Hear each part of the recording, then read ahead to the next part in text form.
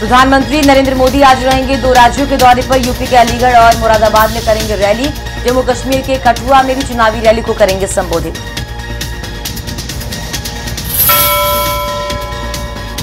और केंद्रीय गृह मंत्री राजनाथ सिंह आज उत्तर प्रदेश में करेंगे कई जनसभाएं। नगीना, आंवला, आगरा और फतेहपुर सीकरी में रैली को करेंगे संबोधित। राजनाथ सिंह बिजनौर में सुबह 11:30 बजे जनसभा को करेंगे संबोधित। नगीना लोकसभा के प्रत्याशी यशवंत सिंह के समर्थन में करेंगे जनसभा। दोपहर 1:30 बजे नक्काशा शुक्रवार बाजार मैदान में करेंगे रैली। लखनऊ में अंबेडकर जयंती के अवसर पर सीएम योगी कार्यक्रम में शामिल होंगे और दोपहर 12 बजे हापुड़ के गढ़मुक्तेश्वर में सिखेड़ा फार्म हाउस पर जनसभा करेंगे और कंवर सिंह तंवर के समर्थन में जनसभा भी करेंगे। अलीगढ़ में सीएम योगी दोपहर 1:30 बजे पीएम मोदी की विजय संकल्प रैली में शिरकत करेंगे। शाम 4 बजे मैनपुरी में क्रिश्चियन इंटर कॉलेज में जनसभा को संबोधित करेंगे। उप मुख्यमंत्री केशव प्रसाद मौर्य यूपी में आज कई कार्यक्रमों में शिरकत करेंगे। साथ ही इलाहाबाद और फूलपुर लोकसभाओं से विभिन्न कार्यक्रमों में करेंगे शिरकत और सुबह 11 बजे होटल इंटरनेशनल सिविलाइज में जनसभा का कार्यक्रम। केशव प्रसाद मौर्य प्रयागराज और फूलपुर लोकसभा के कार्यकर्ताओं से करेंगे संवाद। दोपहर 12:30 बजे प्रयागराज के रॉयल होटल में जनसभा को करेंगे संबोधित। और इसके साथ ही केशव प्रसाद मौर्य फूलपुर लोकसभा के विजय लक्ष्य युवा सम्मेलन को संबोधित करेंगे और दोपहर 3:30 बजे मोर्चा प्रकोष्ठों के प्रमुखों के साथ में वरिष्ठ जनों के साथ बैठक करेंगे और शाम 7 बजे रॉयल होटल प्रयागराज में चुनाव प्रबंधन समिति की बैठक में भी शिरकत करेंगे। कर्नाटक के मंगलुरु में प्रधानमंत्री ने चुनावी रैली को संबोधित किया। इस दौरान पीएम मोदी ने विपक्ष पर जमकर निशाना साधा और पीएम मोदी ने कहा, इस बार का चुनाव कौन सांसद बने, कौन प्रधानमंत्री बने, कौन मंत्री बने, ये सिर्फ सरकार चुनने का चुनाव नहीं है, बल्कि 21वीं सदी का नया भारत कैसा हो, ये तय करने का है। प्रधानमंत्री नरेंद्र मोदी ने कहा कि लोगों के आशीर्वाद और समर्थन से ही देश हित में कड़े और मजबूत फैसले लेने में सक्षम हो सके हैं। पीएम ने कहा कि ये मोदी हैं जो केवल मक्खन पर नहीं बल्कि पत्थर पर भी लकीर खींचता है। तमिलनाडु के रामनाथपुरम में पीएम मोदी ने की रैली और कहा कि मैं वाराणसी से सांसद हूं जो रामनाथपुरम से आस्था और आध्यात्मिकता के बंधन से जुड़ा है और यहां पर आना एक महान डॉक्टर एपीजे अब्दुल कलाम की याद दिलाता है। पीएम मोदी ने कहा जो भारत की रक्षा नहीं कर सकते वो कभी राष्ट्र का विकास नहीं कर सकते। जब कांग्रेस और उनके सहयोगी सत्ता में थी तो आतंकवादी लगातार हमला कर रहे थे। और इसके साथ ही पीएम ने कहा कि हमारी सरकार 3 तलाक की कुप्रथा को समाप्त करने के लिए संसद में एक विधेयक लाई, लेकिन कांग्रेस, डीएमके और मुस्लिम लोगों ने इसका विरोध किया। राहुल गांधी 17 अप्रैल को वायनाड में चुनाव प्रचार करेंगे। वायनाड में राहुल गांधी के साथ प्रियंका गांधी और सोनिया गांधी के प्रचार का कार्यक्रम भी बनाया जा रहा है।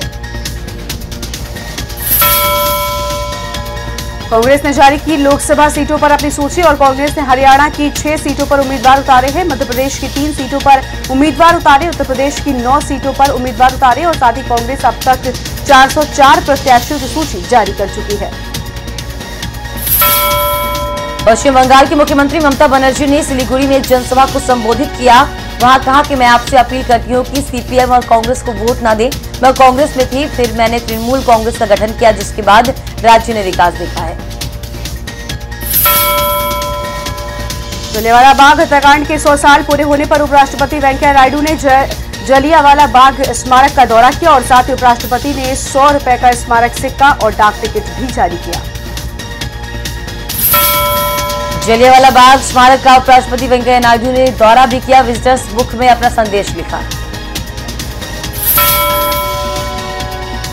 मथुरा के अगरयाला में बकरी चराने गया बच्चा खेलते समय बोरवेल में गिरा और एनडीआरएफ की टीम और सेना ने रेस्क्यू ऑपरेशन कर बाहर निकाला।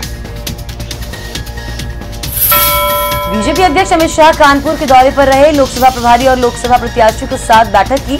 अमित शाह ने लोकसभा प्रत्याशी और लोकसभा प्रभारियों को कानपुर बुंदेलखंड की सभी 10 लोकसभा जीतने के निर्देश दिए हैं। और कांग्रेस ने पूर्व सांसद रमाकांत यादव की भदोही लोकसभा सीट से उम्मीदवार घोषित किया है। रमाकांत यादव बीजेपी छोड़कर कांग्रेस में शामिल हुए थे।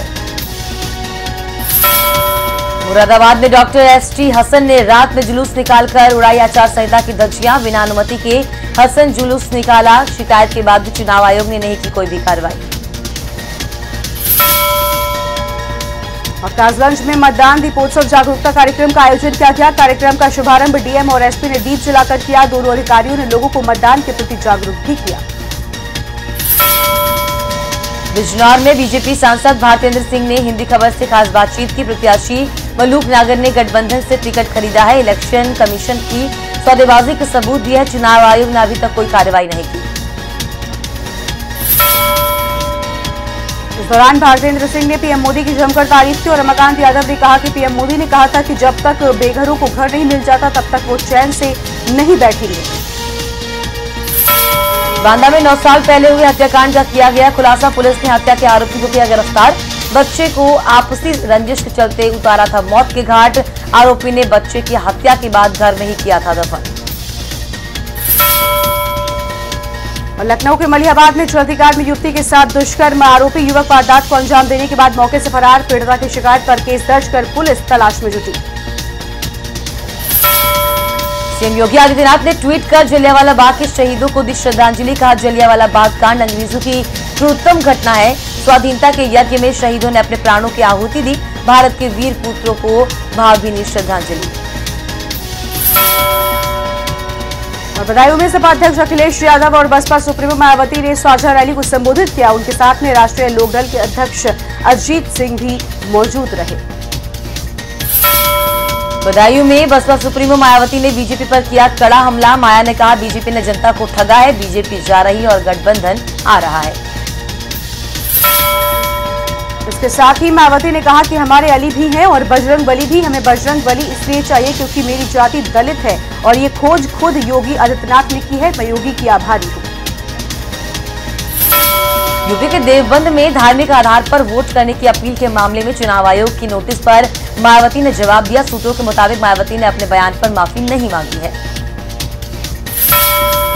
और मायावती ने अपने जवाब में कहा है कि उन्होंने सभी बिरादरी से वोट डालने की अपील की थी। आपको बता दें कि देवबंद में महागठबंधन की रैली के दौरान मायावती ने कहा कि अगर बीजेपी को हराना है तो मुस्लिम बिरादरी के सभी मतदाता अपना वोट महागठबंधन के कैंडिडेट को दें। कांग्रेस महासचिव प्रियंका गांधी ने किया ट्वीट पर बांदा की घटना पर जताया दुख। कहा, बीजेपी ने कर्मचारियों को आत्महत्या करने पर मजबूर किया। बीजेपी ने मेहनती कर्मचारियों के साथ धोखा किया। कांग्रेस महासचिव प्रियंका गांधी का मिशन यूपी। 15 अप्रैल को प्रियंका गांधी का फतेहपुर सीकरी दौरा। फतेहपुर सीकरी से प्रदेश अध्यक्ष राज बब्बर लड़ रहे हैं चुनाव और राज बब्बर के पक्ष में प्रियंका गांधी करेंगी चुनावी सभा। सपा अध्यक्ष अखिलेश यादव का कासगंज दौरा। 15 अप्रैल को अखिलेश यादव की कासगंज में होगी चुनावी सभा। महागठबंधन प्रत्याशी देवेंद्र सिंह के समर्थन में करेंगे जनसभा। रामपुर से बीजेपी प्रत्याशी जयप्रदा ने मोहल्ला डिग्री कॉलेज में चुनावी रैली को संबोधित किया और साथ ही आपको बता दें कि जयप्रदा ने जनसभा में पढ़ा शेर और जनता को ये बताने की कोशिश की कि वो आम जनता की ही है। संत कबीर नगर में मेहंदावल विधानसभा के जगतगुरु शंकराचार्य इंटर कॉलेज में बीजेपी प्रदेश अध्यक्ष डॉक्टर महेंद्र नाथ पांडे के आगमन से पहले ही भाजपाइयों ने हंगामा किया। मेहंदावल के बीजेपी विधायक राकेश सिंह बघेल और खलीलाबाद के बीजेपी विधायक दिग्विजय नारायण चौबे उर्फ जय चौबे के समर्थकों ने कुर्सियां तोड़ी तो वहीं सांसद शरद त्रिपाठी और जिला अध्यक्ष सेतवान राय मुर्दाबाद के नारे भी जमकर वहां पर लगाए गए। बागपत में बिजली घर पर ग्रामीणों ने जेई और एक्शन को बंधक बनाया है। विद्युत सप्लाई बदलने के विरोध में ग्रामीणों ने धरना प्रदर्शन किया। दूसरे केंद्र से जोड़ने से नाराज है ग्रामीण। गंगनोली के ग्रामीणों ने धरना प्रदर्शन किया है। प्रयागराज में डॉक्टरों को पीटने की घटना सीसीटीवी कैमरे में कैद हो गई है और आपको बता दें कि फुटेज देखने के बाद भी पुलिस ने हमलावरों के खिलाफ कोई भी कार्रवाई नहीं की है। जौनपुर में चिलीरामपुर गांव के जंगल में लगी भीषण आग। 12 से ज्यादा किसानों के खेत में खड़ी गेहूं की फसल जलकर राख। करीब 45 बीघा गेहूं की फसल हुई खाक। आग ने दर्जन भर किसानों के मकानों को भी लिया अपने चपेट में। और हापुड़ में गन्ने से भरे ट्रक की टक्कर से बिजली का तार टूटा और तार से निकली चिंगारी से बिटौडे में भीषण आग लगी और करीब आधा दर्जन बिटौरे जलकर खाक हुए। बच्चों और युवाओं को नशे की लत लगाकर उनका जीवन बर्बाद करने वाले नशे के 2 सौदागरों को गिरफ्तार किया गया। पुलिस और स्वाट टीम ने नशे के सौदागरों को कब्जों से बड़ी मात्रा में नशे के इंजेक्शन और नशीली दवाइयां बरामद की हैं।